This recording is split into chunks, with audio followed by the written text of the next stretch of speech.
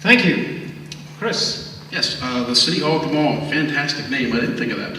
I've been talking to Tom at the mall for years, just as my business is across the street from the Frederick Mall, and we've had issues with this, trying to figure out what we could do, and we always thought a police presence at the mall would be fantastic.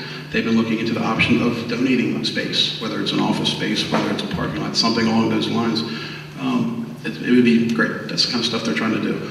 Looking into options where we can get things. They were also looking at the Argot. People were talking about a public use and a city's police station being there, some sort of get the bigger bang for your buck. If you're going to build it, make sure it's worth the money, make sure you get the most out of a space like that. And then you get to the hard questions. How do you save money? You cut services, you cut payroll. Which ones do you cut? That's where you have to find out. That's where you need to go through line by line, see what's going on, see who's getting paid what. If you have 3 people doing a job that one person can do, it's a hard time. But everybody's looking for something to save money. Everybody wants their taxes lowered. You can't keep improving jobs, you can't keep giving more people jobs and lowering taxes. It just doesn't work that way. You have to run it somewhat like a business. You have to look at what you're getting your money's worth. Thank you very much. Jason? We're in for another tough year in the city's budget. I will not support raising our tax rate. I think it's already high. I think it hurts us. I think we lose jobs, investment on account of it. We saw 2 tax hikes under Jennifer Doherty, one in 2002 and another in 2004. That's put an awful lot of pressure on Frederick families. We're paying, as families, about 25% more in real terms. Our tax bills are 25% higher in real terms than they were in 2001. We're going to have to find some savings in the city's budget. Every mayor in America goes first to the same places, looking to shift cash that is being spent on capital improvement projects. We'll have to go after the county to get a fair rebate. We'll have to distinguish for them the difference between equity, a rebate to the city, and a differential, giving tax money that city residents are paying to the county, give that back to city residents. And we'll also have to cull overtime costs. We'll have to cut travel. But there's a way to get long-term relief for this constant budget crisis, and that is making small investments, using little amounts of public money that will leverage private investment. And we could help by creating jobs incubators here in the city in industries that we know are going to grow. One is healthcare information technology. Another is clean energy projects. We're doing some of that through the county with FITCI, but we need to do more. We expand our tax base when we help create jobs. And secondly, we need to streamline our business code. I mentioned this earlier. This helps small businesses get started here. And third, we need to invest in our workforce. I'd like the city to team up with the chamber in a serious way and make an investment in kids coming out of our high schools. I was a little struck when I heard Jennifer Doherty mention savings from legal services. Costs for lawyers went up enormously in her tenure, and the city's reserve fund in the same years was spent down almost to the ground. Those were not good years for us financially as a city. Thank you very much. We now move on to the rebuttal round, starting with Jennifer. Well, there you go again, Jason. The idea that we spent down the fund balance is factual, and please pick up the handout in the back that'll show you that we did go down to about 12% of the general fund, and right now the average is about 15%. We were dealing with the moratorium, and that does have an adverse impact. The idea that legal services bills were paid, you can't control who sues the city. I hate to say it, the 10 Commandments was a costly battle time-wise, but not financially. What we have to do is make sure that the elected officials are making smart choices and being honest with people. I'll be honest with you. Thank you. Chris. Legal services. You guys are having fun with this stuff, aren't you? Yeah, it's the Jennifer and Jason show. I'm just here to moderate and help you the bouncer. It's okay. I don't have the political background. I wish we all know stuff. We all know Jennifer's history. You know she was mayor. Everybody's got the facts and stuff that's happened like that. Fighting, just everybody get along. I know it sounds like a kumbaya type thing, but if you have a mayor and an alderman that can actually get along and get things done, I think we don't have to worry about legal services and fees and all that kind of stuff. Thank you.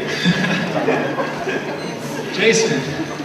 I'd agree with Chris. We need a mayor next who's practiced at bringing people together. I think it's worth talking about the city's reserve fund because it's the rainy day fund. It's where we turn when there's an emergency.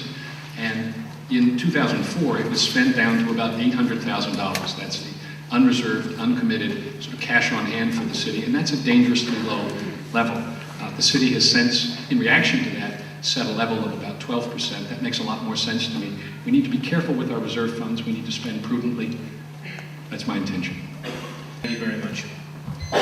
Round 4, this is the final round. We'll breathe a sigh of relief when we do that. This is another video round.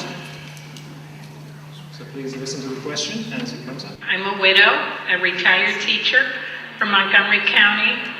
Been a resident here in Frederick for 20 years. And I'm really upset over property values dropping and taxes continuing to rise. The perennial question of taxes. Chris, if you would please give yourself.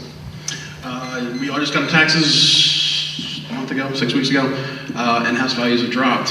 You can dispute your taxes. You got to go through the government. I believe it's county government you have to go through. So there are ways to get your assessed taxes lowered. I live in town. We all live in town. Obviously, I'm sure most people here live in town, and our taxes are getting crazy. We're paying $65 per 100, and for the county, I think we're paying $1.55 per 100. Let's start with the county, see if there's some ways we can deal with them to get taxes down where our services are. The word duality gets put out there a lot. We have 2 police forces. We have multiple sources that are people going back and forth. We have our own trash. The county has trash. Is there a way that we can combine them and work cooperatively? We've been talking about we haven't talked about it, but the recycling. We have the county that does all the recycling, but the city picks up the trash twice a week. Things like that have to help with value of getting your taxes down. And unfortunately, that's why I'm not the politician. I'm just a businessman. I'm going to look at it from a sense of numbers. If there's a way to cut something and I can save pennies here, save pennies there, it has to add up. Thank you very much. Now we'll turn to Jason. We all got our bills in the last month, and everybody saw, almost without exception, that their bill climbed. What's happened is, over the last 7 or 8 years, is real estate prices have jumped 60, 70, 80%. We've had a cap on the rate at which our property tax bills can climb. So they're climbing at 5% a year, as your home value is climbing at 10, 15, and 20%. So even as the home price begins to fall, there's still this lag because the rate at which your property bill is climbing hasn't caught up. So sometime in the future, in theory, there's a crossover, and your home value falls such, and your tax bill has risen such that they'll cross over and you'll get some savings. I don't think that's going to happen. I think what's going to happen is our economy begins to recover and home prices begin to edge up again. We're going to see this lag grow. So it doesn't matter what's happening to home prices. Tax bills seem to continue to grow. So we could do a couple of things. Jennifer Doherty's proposal, messing with the formula, lowering from 5% to 3% the rate at which your tax bill can grow each year. I think what we ought to be doing instead is looking for ways to pull down the whole tax rate, because that's better for our economy, it's better for homeowners. The way to get there, and this is not a short-term strategy, this is not something we do in a year or 2 or 3. The way we get there is by making investments that will help us grow our local economy and expand our tax base so that we're bringing in more jobs, adding more revenue to the city, and that's what allows us to take some of the pressure off homeowners.